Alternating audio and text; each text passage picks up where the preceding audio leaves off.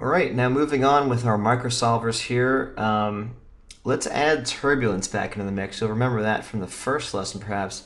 And also looking at this cache, I can see that we're kind of running into the wall here. So before we even go any farther, I would say let's just pull that to the right a little bit. And this, increasing it in one dimension won't add on too much time, as long as we're not increasing it in all three dimensions.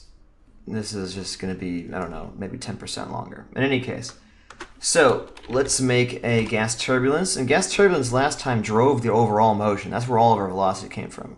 That's not really what we're looking for this time. This time we kind of want to just simulate maybe like an idle wind. Just something to maybe move it around, still give it a sense of life even after it's kind of come to a stop from the drag. So right off the bat, I know that I don't want it to move at the full speed that the turbulence is going to change. So I'm gonna kick this down at least to that. We have visualize turbulence on, so we'll be able to see it.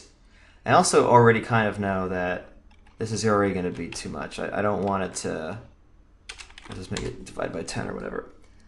I don't want it to do the full amount of turbulence. The scale here is the power.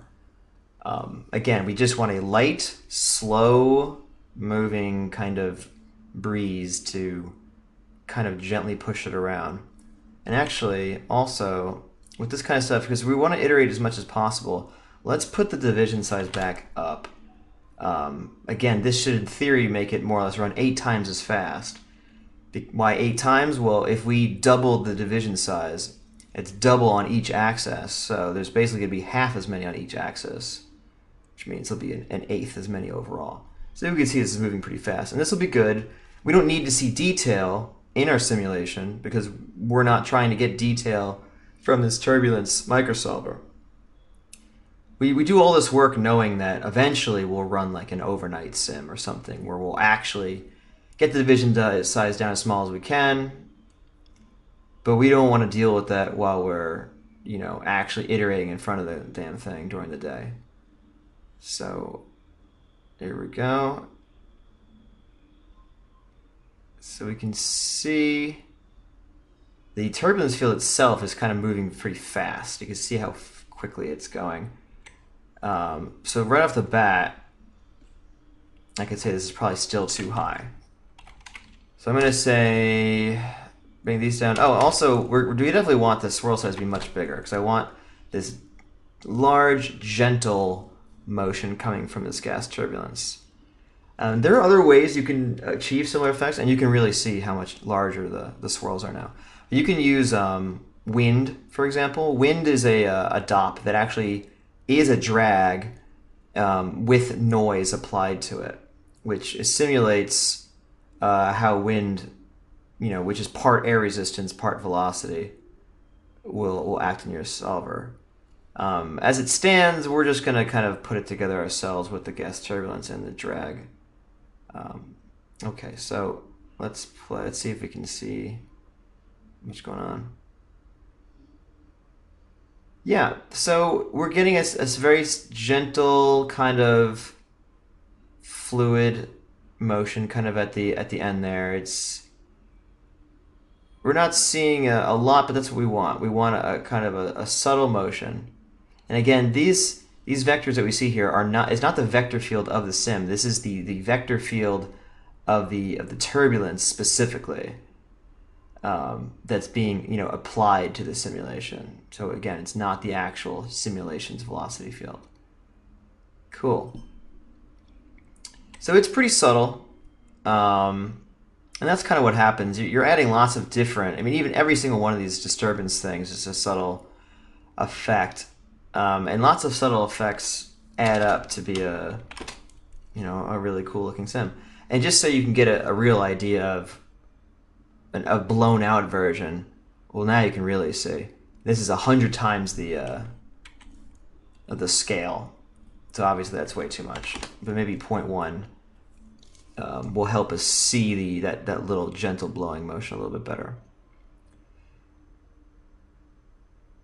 So this turbulence, it is adding velocity. So we're adding velocity from the source, the fluid source over here. We're modifying that velocity with these disturbances. And we're adding even more velocity actually with this gas disturbance here. So now you can definitely see it kind of slushing around after the simulation has largely come to a close. And also, we can see there's actually way too much. Um, it's getting really kicked around all over the place. So I'm going to go put it back to what we originally had. But in any case, you can see how this does affect your sim. And as usual, you can ramp this on and off if as is necessary. So I'm going to put it back to 0.01, and I think that's good. And the last one we're going to put back in, also from the first lesson, is gas dissipation. So not gas disturbance, gas dissipation.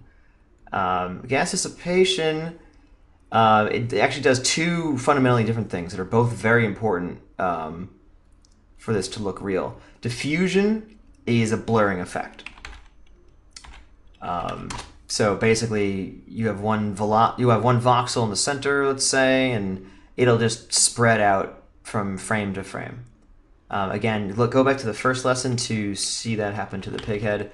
Evaporation rate is this isn't blurring it around. It's not spreading a density around. This is literally removing density from the simulation, and that kind of will simulate.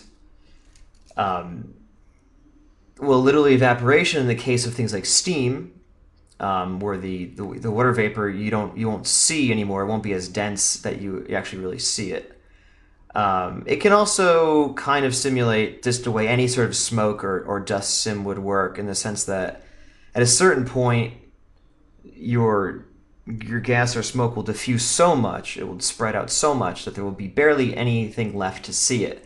And if there's really barely anything left to see, then we don't even really want it to simulate it.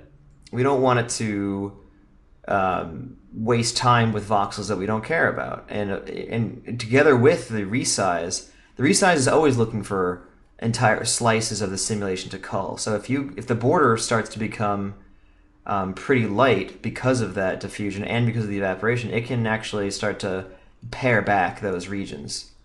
But more importantly, it just looks right. It looks the way we expect it to.